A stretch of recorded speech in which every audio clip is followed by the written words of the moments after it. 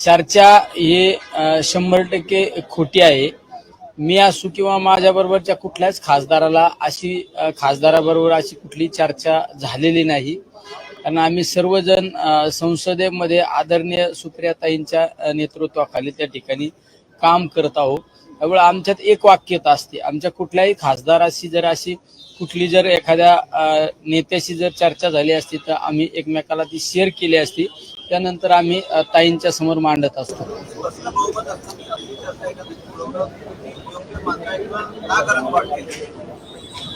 चर्चा फक्त माध्यमाद्वारे मीडियामध्ये जास्त त्याचा प्रचार आणि प्रसार पाहायला मिळतो, पण अधिकृतरित्या कुठल्या आमच्या खासदारांपर्यंत अशी कुठली चर्चा नाही। मला तर असं कधी कधी वाटतं की बीडचं जे देशमुखांचं जे प्रकरण आहे ते प्रकरण ची चर्चा डायव्हर्ट करण्यासाठी सुद्धा ही चर्चा असू शकते।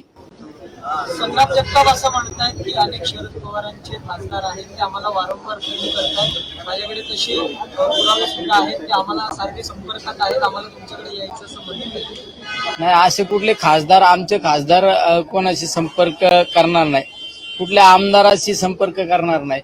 खासदार हा एक 8 विधानसभा मतदारसंघातून निवडून आलेला खासदार असतो, तो असा कुठलाही संपर्क करणार नाही।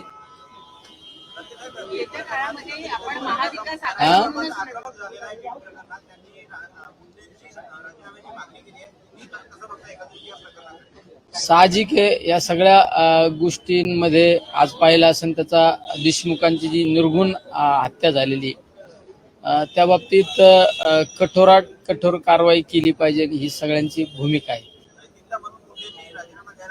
साहजिक आहे, जर मुंडेंचा तो एकदम जीवाभावाचा कार्यकर्ता आहे, त्याची नैतिकता म्हणून मुंडेंनी ती गोष्ट केली पाहिजे।